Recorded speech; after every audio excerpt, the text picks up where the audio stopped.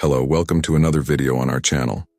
Here, we translate testimonials from people who have had near-death experiences and other spiritual encounters. Today, we will hear the story of Cassian Vance. He shares that he died, passed through a tunnel, and saw the future of humanity with devastating scenes. If you haven't subscribed to the channel yet, subscribe now. Leave a comment with your name and city. Now, let's listen to Cassian's testimony.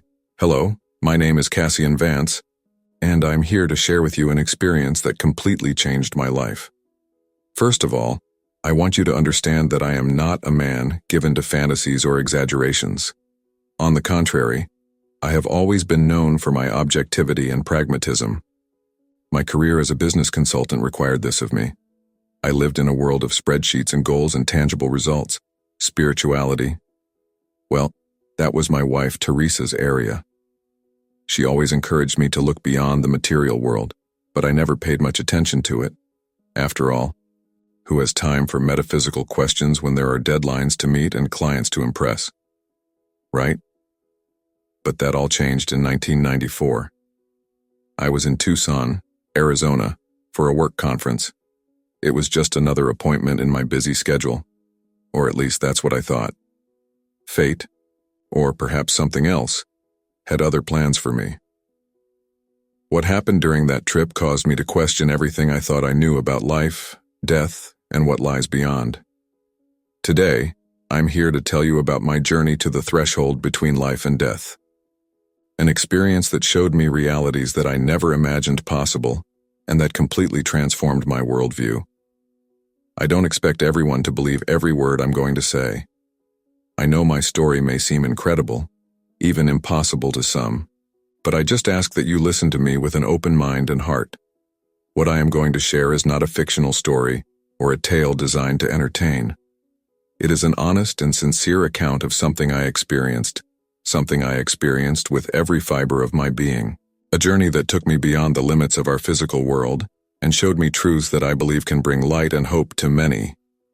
So, if you are ready, I invite you to embark with me on this extraordinary journey, a journey that began in a hospital room in Tucson and took me to dimensions that defy our common understanding of reality. Prepare to hear about unconditional love, infinite wisdom, and visions of possible futures that have the power to change the course of our lives and, perhaps, humanity itself. It all started on the fourth day of that conference in Tucson. I remember it clearly. I was preparing for an important presentation when suddenly I felt a wave of heat hit me. At first, I thought it was just accumulated stress or maybe the hotel's air conditioning wasn't working properly. But within minutes, I realized something was very wrong. The fever rose quickly, and with it came a sore throat so intense I could barely swallow. My breathing became difficult, as if someone was squeezing my neck. I tried to get up, but my legs wouldn't respond. Panic started to take over me. Here I was, far from home, alone in a hotel room, feeling like my body was betraying me. I don't know how long I stayed there, struggling to breathe and trying to call for help. It seemed like an eternity. Finally, I managed to reach the phone and dial reception. My voice was just a hoarse whisper, but somehow I managed to communicate that I needed urgent help. What followed was a blur of activity. Paramedics bursting into the room, urgent voices, bright lights. I floated in and out of consciousness, taking in only fragments of what was happening around me. I vaguely remember being in an ambulance, the sound of the siren echoing distantly, as if I were submerged in water. At the hospital, things got even more intense. Doctors and nurses moved frantically around me. I heard words like high fever, serious infection, difficulty breathing. I felt the needles, the cold of the stethoscope on my chest, the tightness of the blood pressure cuff on my arm. Machines were connected to my body, their constant beeping forming a terrifying symphony. I wanted to tell them that I was scared, that I didn't understand what was happening to me. I wanted to ask them to call Teresa, my family, but he couldn't form the words. My body was no longer mine. I was trapped inside it, unable to communicate, watching everything like a helpless spectator. As the night progressed, my condition worsened. I could feel it. I could see it in the worried looks exchanged between the doctors. The fever didn't go away. My breathing became increasingly difficult. Each breath of air was a battle, and I began to wonder how much longer I could fight. It was then that something strange started to happen. Little by little, the pain and discomfort began to subside. Not because I was getting better, I realized, but because I was disconnecting from my body. It was like I was floating, slowly moving away from that hospital bed and all the chaos around me. At first, I felt scared. After all, what was happening to me? Was I dying? But then, inexplicably, a sense of calm began to wash over me. It was as if someone had thrown a warm, welcoming blanket over me, protecting me from all the fear and anxiety. And it was like this, in this state between fear and acceptance, between life and death, that my true journey began. A journey that would take me beyond the limits of our physical world and show me realities I never imagined possible. At this moment, something extraordinary happens. I feel an indescribable lightness taking over me, as if all the ties that tied me to the physical world were suddenly cut. It's a feeling that's difficult to describe in words, but I'll try to be as clear as possible. Suddenly I realize that I am floating above my own body. Yes, you heard right. I, Cassian Vance, the pragmatic business consultant, am having an out-of-body experience. I see my body lying in the hospital bed, pale and still, connected to various machines. The doctors and nurses continue their frantic work, trying to bring me back. The scene is surreal. It's like watching a movie where I'm the protagonist, but at the same time I'm the spectator. I observe everything from an elevated point of view, as if I were floating near the ceiling of the room. I can see every detail with stunning clarity, the worried expressions on the medical staff's faces, the glow of the fluorescent lights, even the reflection of the heart monitor in the nearest doctor's glasses. The strangest thing of all is that I don't feel scared. On the contrary, I am overcome with a feeling of peace and tranquility that I have never experienced before. It's as if all the worries and anxieties I carried with me have been left behind along with my physical body. I try to get the doctor's attention, tell them that I'm fine, that they don't need to worry. But I soon realize that I cannot communicate with them. My voice makes no sound, and when I try to touch a nurse's shoulder, my hand simply passes through her. At this moment, I notice something even more extraordinary. There is a kind of silver cord connecting my floating self to my physical body. It's thin and ethereal, almost transparent, but it's definitely there. Intuitively, I know that this cord is my connection to physical life, which keeps me from leaving completely.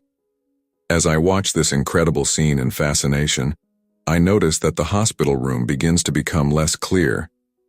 Colors seem to fade, and sounds become more distant. It's as if a soft fog is gathering around me, gradually obscuring the world I know, and then I see something that makes my heart, or whatever this essence I am now, jump. A point of light appears on what appears to be a wall in the room. At first it is just a faint glow, but it quickly grows, expanding into a luminous circle. The light emanating from this circle is unlike anything I have ever seen. It is not glare or unpleasant to the eyes. On the contrary, it is soft, welcoming, almost alive. I feel irresistibly drawn to her, as if she's calling me home. I look at my body in the hospital bed one last time. For a brief moment, I hesitate. There's a part of me that worries about what I'm leaving behind. My family, my friends, my career. But that worry is quickly replaced by a deep certainty that everything will be okay no matter what. With this certainty in my heart, I turn to the light. The silver cord that connects me to my physical body seems to stretch as I approach the luminous opening. I don't know what awaits me on the other side, but I feel like I'm about to embark on the most important journey of my life, or perhaps my existence. And so, without looking back, I surrender to the light. What happens next is something that will forever change my understanding of life, death, and everything that lies beyond. Upon entering the luminous circle, I am immediately enveloped by an indescribable sensation of movement. It's as if I'm being gently pulled by an invisible current, floating through a tunnel of pulsing light. The walls of this tunnel, if I can call them that, are made up of vibrant colors that I have never seen before. They move and dance, creating complex and beautiful patterns that seem to contain all the wisdom of the universe. The speed at which I travel through this tunnel is impressive, but at the same time, I don't feel rushed or anxious. It's as if time has lost all meaning. It could be traveling for seconds or for millennia. The feeling is the same. As I move forward, I begin to hear sounds. At first it's just a distant murmur, but it soon turns into a heavenly symphony. It is music that cannot be described in earthly terms. Every note seems to vibrate with pure love, touching the core of my being in a way I've never experienced before. As I travel through this wonderful tunnel, I realize I am not alone.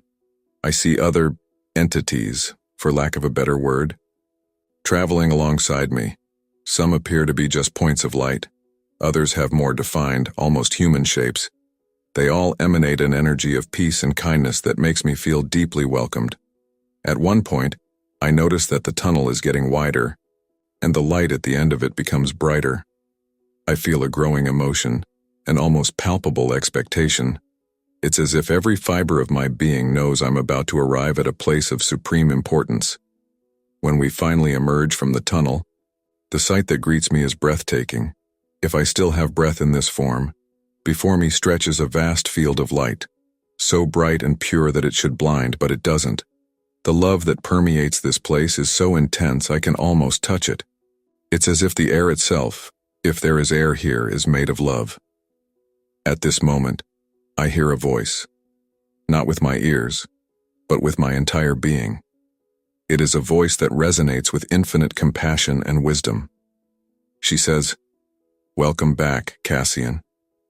You're home." These words hit me with an overwhelming force. Suddenly, I am flooded with a sense of recognition. This place, this home, is not strange to me. It's as if I had always known about its existence, but somehow forgot about it during my life on Earth. I look around me and see figures of light approaching. Some of them have more defined shapes, and with amazement, I recognize familiar faces. I see my grandmother, who passed away when I was a child, smiling at me with love. I see old friends who left before me. And then, with a jolt of joy, I see my sister Evelyn, who we lost so young in a car accident. She is radiant, her light pulsing with a joy that makes my heart, or whatever I have right now, overflow. There are no words to describe the love and happiness I feel seeing you again. While I'm still absorbing the emotion of being reunited with my loved ones, I notice a presence approaching. It is a more intense, wiser entity of light, if I can say so. It has no defined shape, but it exudes an aura of knowledge and compassion that leaves me in awe.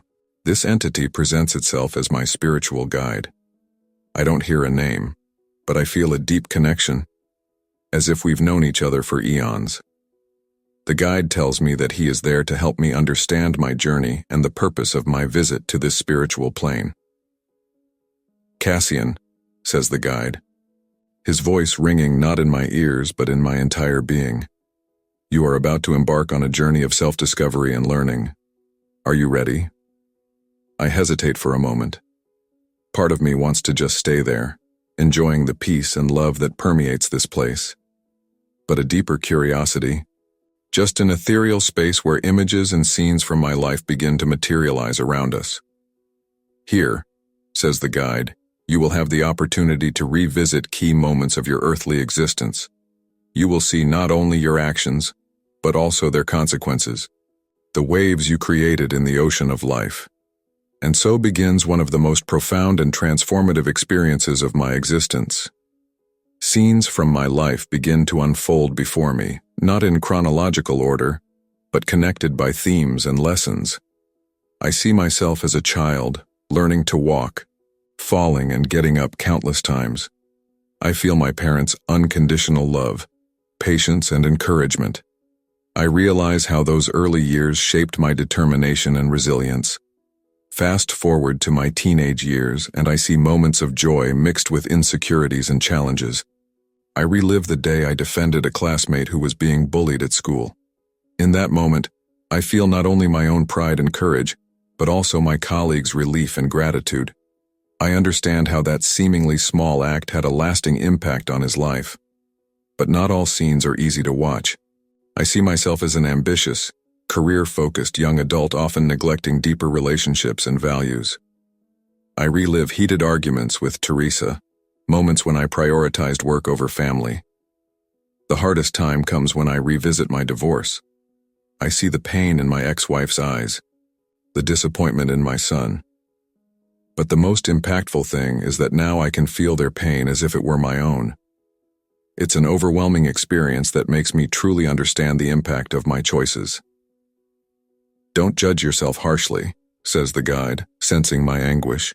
Every experience, every choice was an opportunity to learn and grow. I continue to watch scenes from my life, moments of triumph and failure, of love and loss. I see the lives I touched, sometimes without even realizing it.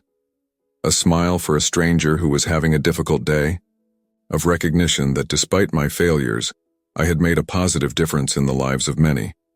The guide then turns to me, his light pulsing with what I can only describe as approval. "The good you did outweighed the bad, Cassian," he says. These words bring an indescribable relief, as if a huge weight had been lifted from my shoulders. I realize then that this review was not a judgment, but an opportunity to learn and grow. Each scene, each emotion relived, served to expand my understanding and compassion. As the last images of my life fade, I feel transformed. It's as if I've gained a new perspective, a deeper understanding of the meaning of life and the connections we share with everyone around us. The guide then approaches, his light shining with a comforting intensity. "Are you ready for the next stage of your journey, Cassian?" he asks. Without hesitation, I respond, "Yes, I'm ready." And so we prepare to delve even deeper into the mysteries of this spiritual realm, ready for the revelations to come. After the intense life review experience, my guide leads me to a new location in this vast spiritual realm. "Now, Cassian," he says, his voice resonating with a mixture of seriousness and expectation, "I'm going to take you to what we call the event hall." As we move, I realize that the concept of movement here is different. We're not really walking or flying, but rather flowing, each showing different scenes and events. "This is a place where the past, present, and possible futures converge," explains my guide. "Here, you will have the opportunity to witness pivotal events in human history and glimpse potential futures." I marvel at the magnitude of what I am witnessing. The images around us are not mere projections. It's as if we can immerse ourselves in them and experience the events firsthand. My guide directs my attention to a series of images. I see scenes from ancient history, the building of the pyramids, the conquests of Alexander the Great, the fall of Rome. Each event is presented not just as a historical fact, but as a complex web of choices, consequences, and lessons for humanity. But what really impresses me are the visions of the future. My guide warns me, "Remember, Cassian, the future is not written in stone. What you will see are possibilities, shaped by humanity's collective choices." The first sight that is shown to me is shocking. I see two huge towers in New York collapsing amidst smoke and chaos. The panic and suffering are palpable. I try to shout, to warn, to do something to stop it. But my guide gently reminds me that we are observing possibilities, not fixed realities. The visions continue, some hopeful, others disturbing. I see incredible technological advances, cars that fly, cures for diseases that we now consider incurable, colonization of other planets. But I also see devastating wars, cataclysmic natural disasters, and a world on the brink of environmental collapse. One scene in particular catches my attention. It's a not-too-distant future, where I see cities in ruins, people fighting for basic resources like water and food. It's a scenario reminiscent of post-apocalyptic movies I've seen, but seeing it as a real possibility is terrifying. This is one of many possible futures, my guide explains, the result of choices based on fear, greed, and lack of empathy. But then, the images change. I see an alternative future, green and sustainable cities, people of all races and cultures living in harmony, technology being used to heal the planet instead of destroying it. And this, says my guide, is a future shaped by choices of love, compassion, and collective responsibility. I am struck by the contrast between these possibilities. I realize that every action, every choice we make, no matter how small it may seem, has the power to tip the scales in one direction or another. But how? I ask, feeling both inspired and overwhelmed. How can we ensure the positive future comes to fruition? My guide smiles, or at least that's the feeling I get, since he doesn't have a face in the conventional sense. That's the right question, Cassian. The answer lies in each individual's daily choices. Every act of kindness, every decision based on love rather than fear, every moment of compassion moves humanity toward a better future. I reflect on this, realizing the deep responsibility that each of us carries. This is not just about our individual lives, but the collective destiny of humanity and the planet. The images around us begin to merge, creating a kaleidoscope of possibilities. It's a vivid reminder that the future is not a fixed destination, but a garden of forking paths, each shaped by our collective choices. As I absorb all of this, I feel a change within me. It is as if a flame has been lit, a higher purpose awakened. I know that if I return, I will have a responsibility to share this vision, to inspire others to make choices that lead us to a better future. My guide notices this transformation and nods approvingly. You are ready for the next stage of your journey, Cassian. There is more to learn, more to understand. With a mix of reverence and anticipation, I prepare myself for what is to come, knowing that each revelation is transforming me profoundly. Leaving the events hall behind, my guide takes me to a new space. Unlike previous environments, this place seems to be pure light and energy. It's as if we were in the heart of a star, but without the heat or blinding intensity. Here, I feel completely at peace, as if I have reached a deeper level of existence. Cassian, says my guide, his voice resonating with ancient wisdom, you are ready to receive the 9 principles. These are the foundations of spiritual existence, the truths that sustain the universe. I feel honored and, at the same time, apprehensive. Am I really ready for such knowledge? But before I can express my doubts, the space around us begins to pulse with an even more intense energy. Suddenly, I am enveloped by a golden light, and I begin to hear, not with my ears, but with my entire being. The 9 principles, unconditional love. Love is the most powerful force in the universe. Loving without judgment or expectations is the path to true freedom. Unity. We are all one. Every being, every particle in the universe, is interconnected in a cosmic web of existence. Eternal growth. Life is a constant journey of learning and evolution. There is no end to spiritual growth. Free will. Each soul has the power of choice. Our decisions shape our reality and influence the whole. Balance. The universe seeks constant balance. Light and shadow, joy and sadness, all have their role in the great cosmic design. Responsibility. We are responsible for our actions and choices. Every act has consequences that reverberate through the fabric of reality. Forgiveness. Forgiveness frees both the one who forgives and the one who is forgiven. It is an act of love that transcends the ego. Gratitude. Gratitude opens the heart to receive more blessings. It is a recognition of the abundance of the universe. Service. Serving others is serving the whole.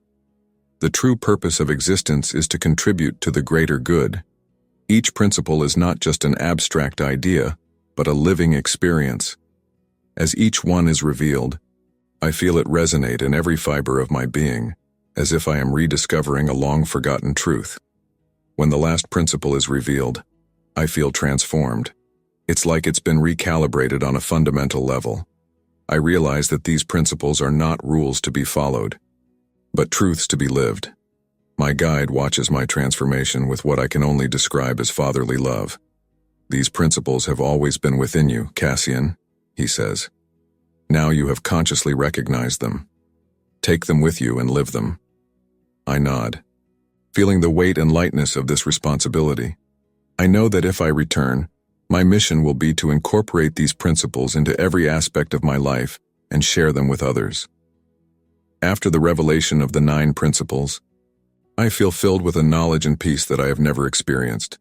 It's as if all the pieces of a cosmic puzzle have finally fallen into place. However, I realize that I am at a crucial crossroads. My guide approaches, his light pulsing with an energy that conveys both love and seriousness. Cassian, he says, the moment of decision has come. You can choose to remain here, in this realm of light and unconditional love, or you can return to your earthly life. The choice seems obvious at first glance. This place is so full of peace and love and understanding. Why would I choose to return to a world of pain, conflict, and uncertainty? Here, I am free from physical limitations, from worldly concerns. I can continue to evolve spiritually, delving deeper into the mysteries of the universe. But then, I remember the visions I had in the Hall of Events. I remember the possible futures, both the dark and the hopeful.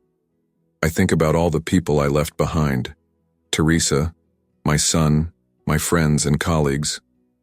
I think about all the lives I can still touch, all the differences I can still make. If I stay, I ask my guide, what will happen to those I left behind? My guide responds kindly, they will continue their journeys. Cassian, they will miss you, they will mourn your departure, but eventually they will move on. Life goes on, always. I ponder this. The idea of causing pain to those I love bothers me deeply. But there is something more, a growing sense that my journey on Earth is not yet complete. What if I go back? I ask. If you come back, says the guide, you will have the opportunity to apply everything you learned here. You could make a difference to help tip the scales toward a more positive future for humanity, but it won't be easy. The memories of this experience will fade, and you will have to rediscover these truths on your own. I remain silent for a moment, weighing my options.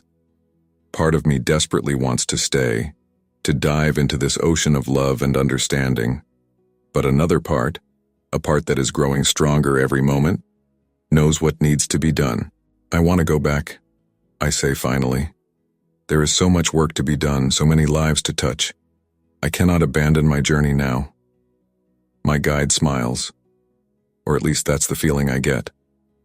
You made a brave choice, Cassian, but before you leave, there is something else you need to know.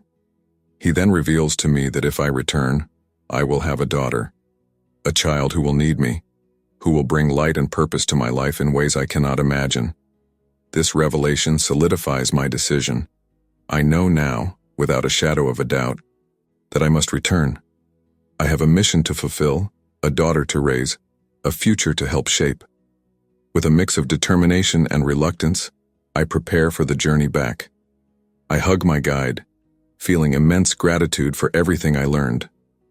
Thank you, I say, knowing that these words are insufficient to express how I feel. Remember, Cassian, says my guide as I begin to feel a pull back to the physical world. Love is the most powerful force in the universe. Carry it with you always. And with these words resonating in my being, I begin my journey back to earthly life. The return process is a completely different experience from the outward journey. It's like I'm being pulled back by an invisible thread, cutting through layers and layers of consciousness.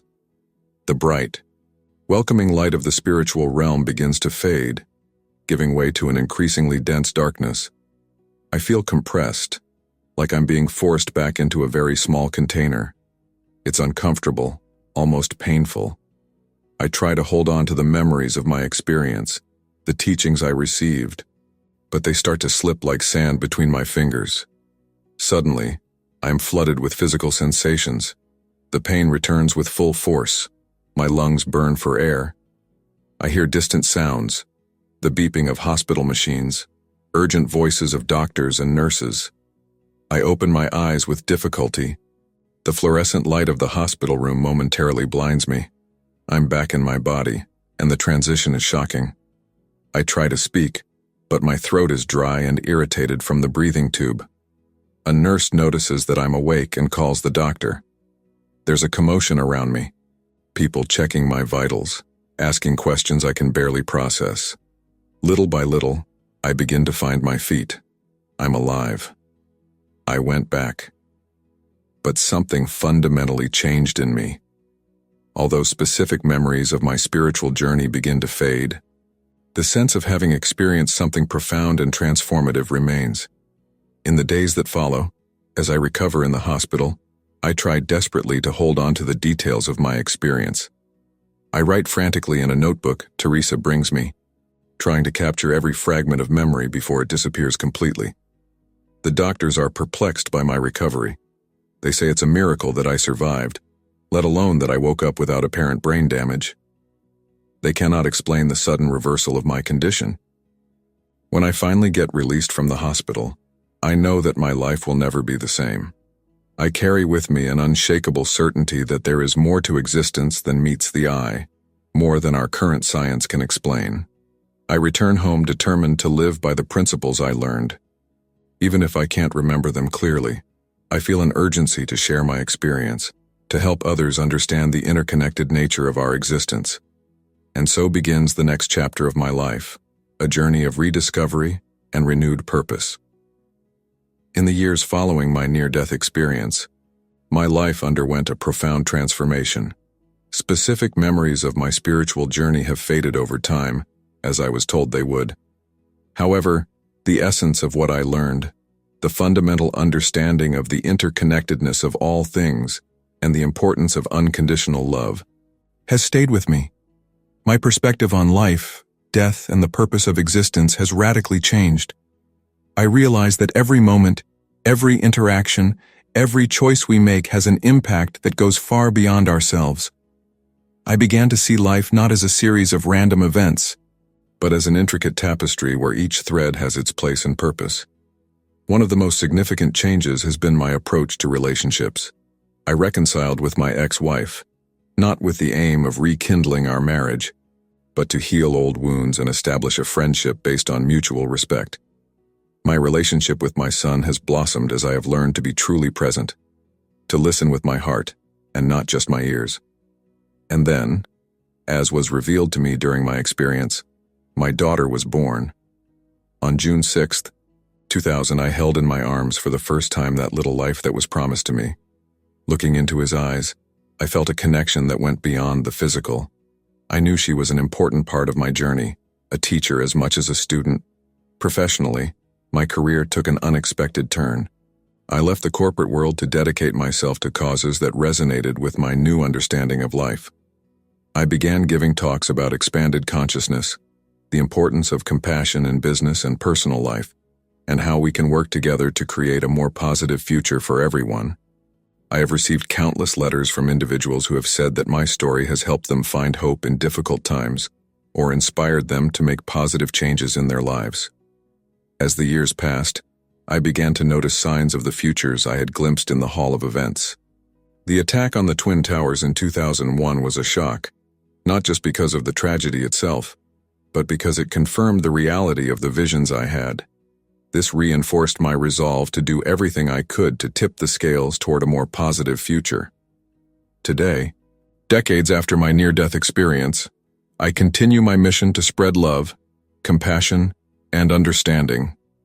I see the world facing unprecedented challenges: climate change, political polarization, economic inequality, but I also see a growing awakening of collective consciousness. More and more people are realizing that we need to change the way we live and interact with the world around us. I see this as a sign of hope, a hint that perhaps we are moving toward the more positive future I have envisioned. My journey continues, and I know there is so much more to learn and experience. But I know one thing for sure. Love is indeed the most powerful force in the universe, and it is through love for ourselves, for others, for the planet, that we can create the change we want to see in the world. So, never underestimate the impact you can have. My near-death experience taught me that life is precious and that every moment is an opportunity to make a difference. We don't need grand gestures or heroic actions. Often, it's the small acts of kindness, the kind words, the sincere smiles that have the biggest impact. I also learned that the fear of death is largely unfounded.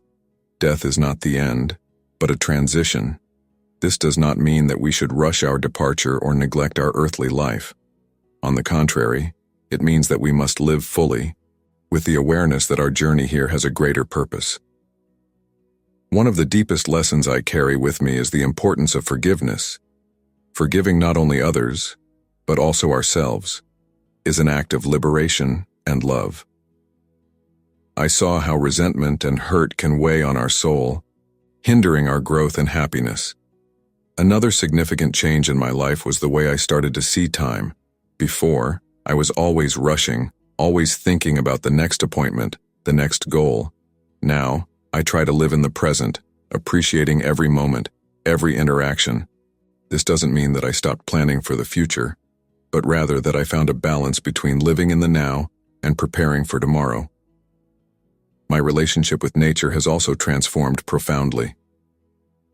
I came to see the natural world not as something separate from us, to be explored or dominated, but as an extension of ourselves.